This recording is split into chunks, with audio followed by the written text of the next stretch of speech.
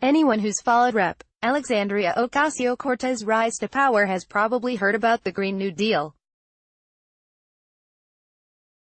It's an idea touted by Democrats. Senator Kamala Harris just endorsed it too, as a way to address climate change by investing federal money in large-scale infrastructure projects that help the country transition from fossil fuels to clean, renewable energy. In the process, it would ideally create a wealth of American jobs. Ocasio-Cortez' version of the plan calls for meeting 100% of national power demand through renewable sources, eliminating greenhouse gas emissions from transportation, and guaranteeing a job to any citizen who wants to work.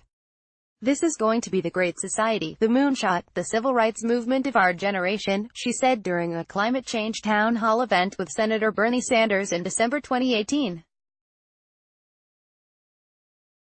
That is the scale of the ambition that this movement is going to require.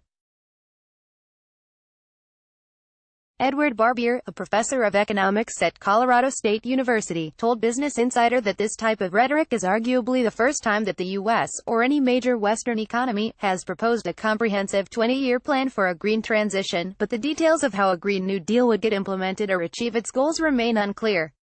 Here's everything we know so far. A bold plan embraced by Ocasio-Cortez on her website. Ocasio-Cortez, who represents New York's 14th congressional district, says she considers climate change to be the single biggest national security threat for the United States and the single biggest threat to worldwide industrialized civilization. Ocasio-Cortez and other Green New Deal supporters see the plan as a way to take on that enormous threat while stimulating the national economy at the same time. Rep. Alexandria Ocasio-Cortez addresses the crowd and kicks off the third annual Women's March in Manhattan on January 19, 2019. Ira Black Corpus via Getty Images. Traditionally, those opposed to taking action on climate change have argued that such policies would harm the U.S. economy in the short term, since our energy systems rely heavily on coal, oil, and gas. That's the justification President Trump gave when he announced his intention to pull the U.S. out of the Paris Climate Agreement. The Green New Deal flips that logic on its head by taking both its name and inspiration from Franklin Delano Roosevelt's New Deal. That initiative included a series of programs introduced during the Great Depression to boost prosperity, protect workers, and provide public works jobs. Ocasio-Cortez' website lists the Green New Deal's major environmental goals.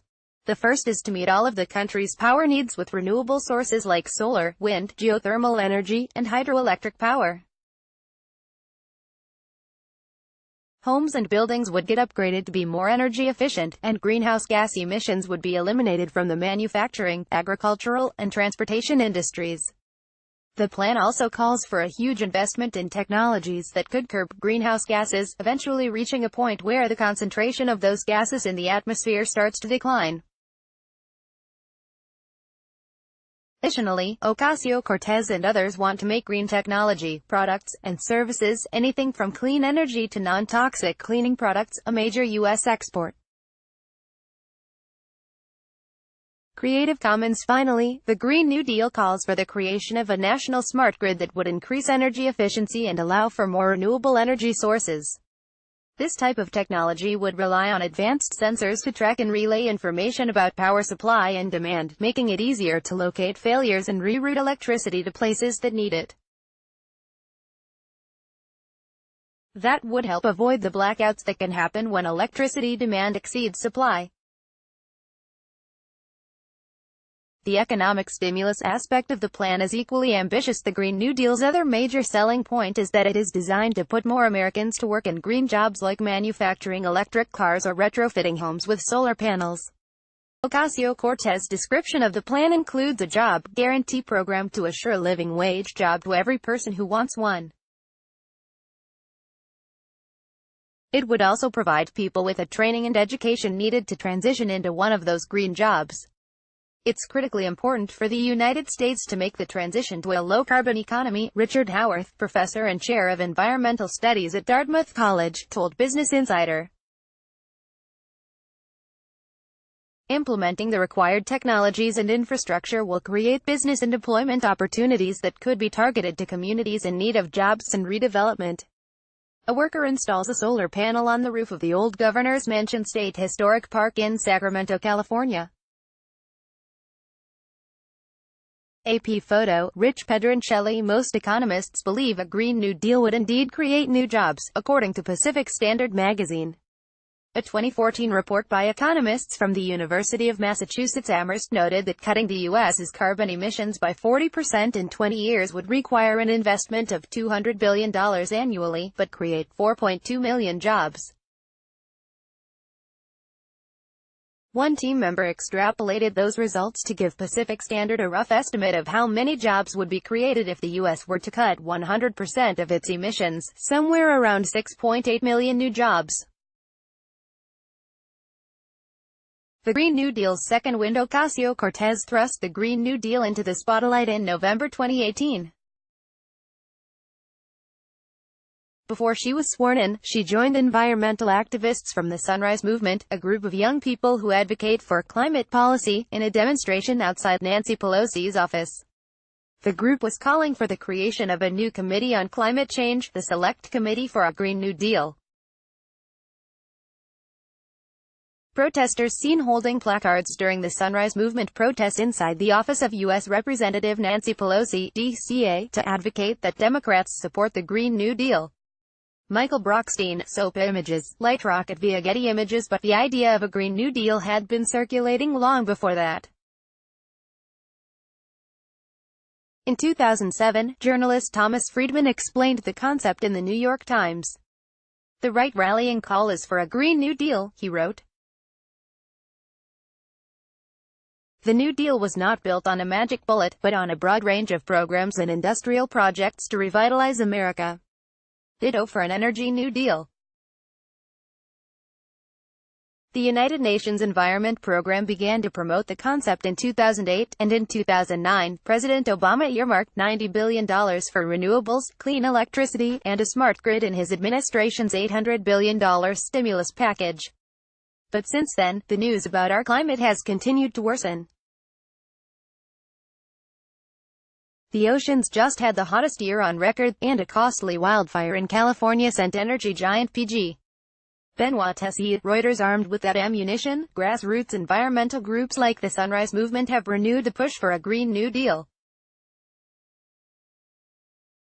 And companies like Apple, Facebook, Microsoft, Google, IKEA, Coca-Cola, and GM have committed to go 100% renewable regardless of federal action. How do we pay for the Green New Deal? Much of the discussion so far about the Green New Deal has centered on how to pay for its lofty objectives. The draft text on Ocasio-Cortez' website says the majority of financing of the plan shall be accomplished by the federal government. In a 60 Minutes interview, she suggested taxing the richest Americans at a rate of 60 to 70% in order to secure that funding. Rep. Alexandria Ocasio-Cortez from New York is one of the Green New Deal's vocal supporters. Hollis Johnson, Business Insider. A carbon tax is also an option. In that scenario, the government would charge companies a fee for the carbon dioxide that they emit. Carbon tax revenues could be used to hold down taxes, Howarth said. However, the Green New Deal gets paid for. Barbier made two suggestions in an analysis published in Nature. First, he said, the U.S. government should end any subsidies that encourage fossil fuel energy production. Second, the plan couldn't dramatically increase the federal deficit. Saddling future generations with unsustainable levels of national debt is just as dangerous as burdening them with an economy that is environmentally unsustainable, Barbier wrote, adding, efforts to boost green sectors should pay for themselves. The details of the Green New Deal are still up in the air. Ocasio-Cortez has succeeded in generating enthusiasm for a Green New Deal. 92% of Democrats and 64% of Republicans support such a plan, according to one survey. The details of how its aims will be achieved, however, are still a mystery.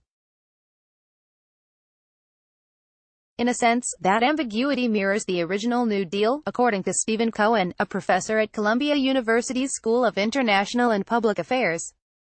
FDR's approach was, similarly, a series of improvisations in response to specific problems, Cohen wrote in a blog post.